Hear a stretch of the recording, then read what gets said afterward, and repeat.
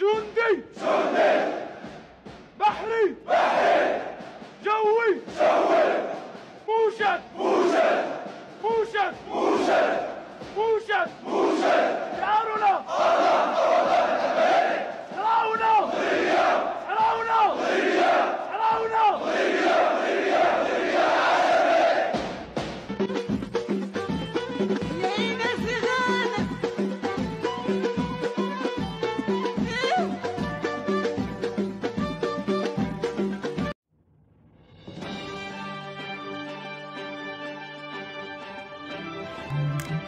نعاودو أحمدو إن شاء الله بقاو معنا حنا نرجعو ليكم.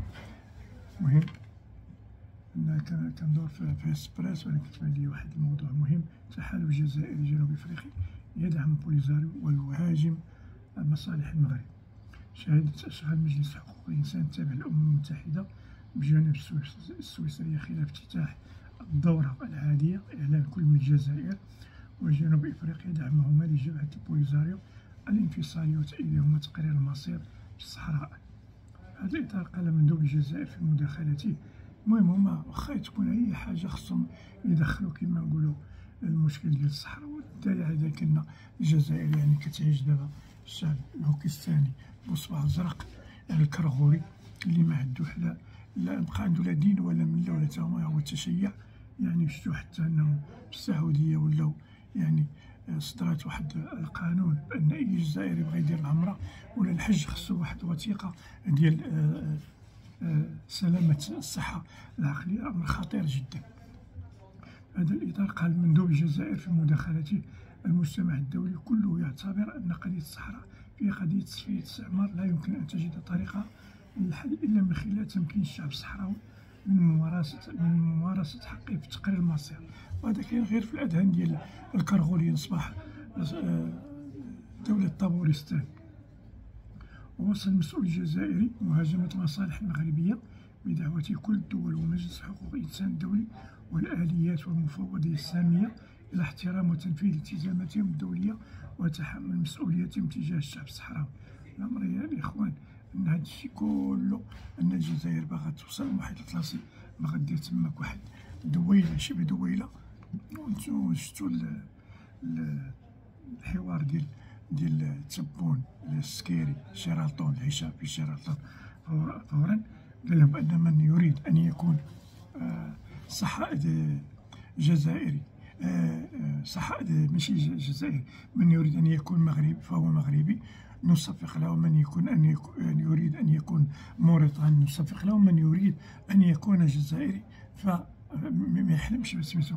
وهنا خرجت واحد الظاهرة واحد السيدة صحراوية سميتها تمانة خطيرة جدا. إلا أننا نحن كثير من المغاربة يسقطون في الفخ ويؤيدون وأصبحوا يعني بدات كتشوه هي الجزائر، هي كتقول لهم أنايا ماشي مغربية وماشي جزائري وأنا صحراوية وباغا ندير يعني الجزائر.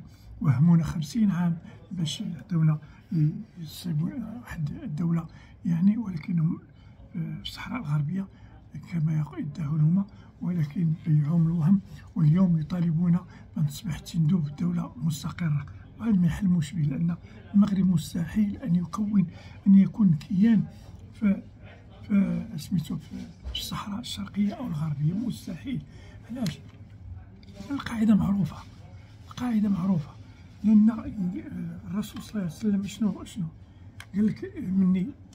مني آخر غزوة اليوم نغزوهم ولا يغزونا، لأن العالم راه شحال من قرن دابا، أكثر من قرون، هي يلاه 280 سنة اللي عرف شوية ديال 280 سنة هذه باش عرف شوية ديال الاستقرار، وداخلة في الحرب العالمية الأولى والثانية اللي ماتوا فيها تقريبا 6 المليون، وداخلة في الحرب الأوكرانية الروسية. ولا تستغربوا أيها الإخوان إلا غدو بعد غدا يعني قامت واحد الحرب ما بين الجزائر والمغرب، فشي عادي سنموت، سنقتل ونقتل، يعني سيتعاطفوا منا الناس، غيكون لنا ضحايا، غيكون لنا يعني قد تدمر البنية التحتية، لأن الجزائر عندما تدخل في حرب مع المغرب أو ستهجم على المغرب لن يكون بمحض إرادتها، ولا سيكون بأمر فرنسي. والدليل على ذلك أن دابا فرنسا يعني دخلت إيران، ماشي الجزائر اللي دخلت، مستحيل الجزائر ندخل إيران. فرنسا وماكرون هو اللي دخل إيران، لأن كاع النقود والأموال الجزائرية مهربة إلى فرنسا وسويسرا إلى آخره. كبرانة غدا بعد غدا يعني فرنسا تزعلهم يديو يطيحوا، لأن الجزائر شبه كيما نقولوا شبه دولة، ليست دولة، هي عبارة عن كيان. مستحيل المستعمر يخلي دولة مترامية الأطراف بطريقة لو لم تكن غدا في الخط الاستراتيجي الفرنسي. 2 مليون ديال المساحة متر مربع، مستحيل يعني. وشدوا المغرب قسموه، علاش المغرب عنده واحد أسس ديال الاستقرار، مثلا من ضمنهم هو النظام الملكي، ثم ثانيا وذلك يكمن في الشعار الوطني الله الوطن الملك. يعني كما قال الحسن الثاني، يعني دولة تقوم على سنة التوحيد، لا إله إلا الله محمد رسول الله، ثم يأتي الوطن، ثم تأتي الملكية في الدرجة الثالثة. وما يقول نحن نقبل اليد، نحن نقبل اليد والله لا أقول أوعد. أنا إنسان عادي يعني، يوتيوبر عادي كما نقول، يعني أنا أقبل يد الملك، يعني أقبلها يعني احتراما، وليس أركع لمن يكون هو، من يكون في ملك الله. لا احنا غيطبق علينا ربنا ردنا للورع كما تقول الآية، يعني هؤلاء السادة ديالنا أضلونا. لا، نحن نؤمن بالله الواحد القهار. يعني لو سمعت أمة لن يضروك بشيء، لن يضروك إلا بما كتب الله لكم. عندنا العبرة في السحرة من جاء فرعون وقالوا آمنا برب موسى، قال لهم آمنتم قبل أن أذن لكم. نحن لا نتسنى الملك ولا غيره كما هو يدل ماذا. نحن عندنا القرآن وعندنا السنة، والملك نحبه ونكمله كل، ماشي غير الملك المؤسسة الملكية، لأن الملك يمشي ملك هو الذي يضحي بنفسه قبل الشعب. وإحنا رأينا في محمد الخامس، حتى والله أنا يوما التقيت مع واحد ريفي، دوك الناس اللي مساكن صيفط لهم الريح في ودني، هو كيقول لي وانتم صحاب المخزن ولا العياشة كيبان ليه الملك كيما نقولوا في القمار. عرفتي قلت له انايا اقسم لك يمين، قلت لهم انا والله انا شفت الملك، يعني كنشوف الملك محمد الخامس في القمر، وكنشوف الحسن الثاني في القمر، ونشوف حتى محمد السادس في القمر. علاش؟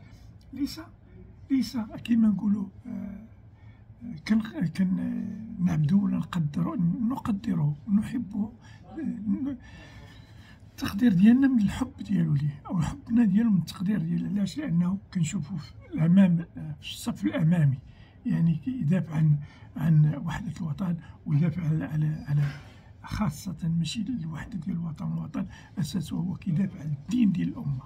يعني الدين قالها في التصريح ديالو لن احلل ما حرم الله ولن احرم ما حل الله. كتشوفوا زعما جمعيات نسويات وهذا سميتو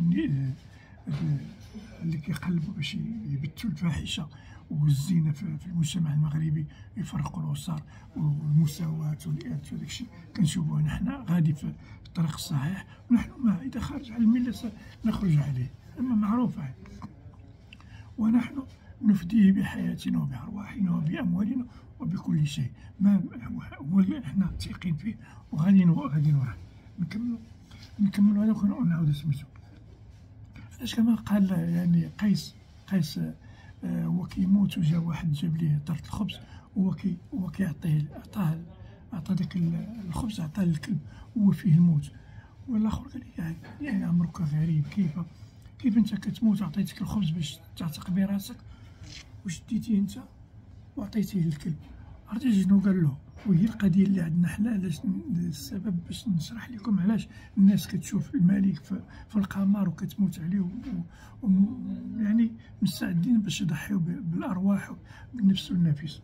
لان قال لي دعه اني رايته يجول في حي من أحياء ليلى. هذا شاف غير الكلب كيدور في حي ليلى، في حي من أحياء، لا ماشي حي ليلى، في حي من أحياء ليلى، ها كيدور في الحومة ديال سميتو، وبأنه كيحب ليلى، وشاف داك الكلب كيدور فأحبه لحبه لليلى. وهذا هو السبب ديالنا لحب الملك،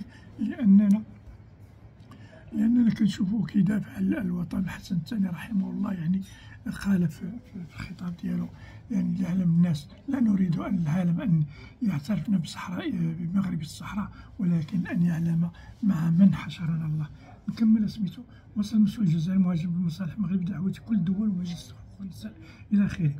من جهة عبرت جنوب أفريقيا عن موقف معادي لمصالح المملكة بإعلان مساندتها ما اعتبرته نضال الشعب الصحراوي من أجل حقه في تقرير المصير والحرية، ودعوتها للعمل المشترك في حماية حقوق الإنسان. كما دعت ناميبيا، هذا كلهم أصحاب الشيك ديال المليار اللي خرج به عمكم تبون الرئيس شيرالطون. في هذا الصدد قال عبد النبي الصبري أستاذ العلاقات الدولية في جامعة أكادير بالرباط إن الجار الجزائري أصبحت لديه عقيدة تتمثل في النيل من سمعة المغرب سياسيا واقتصاديا ودبلوماسيا، مؤكدا أن المغرب يتعامل بمنطق الضرورة، بينما في الجزائر يتعاملون بمنطق الموضة. أنا أرجع لكم من بعد.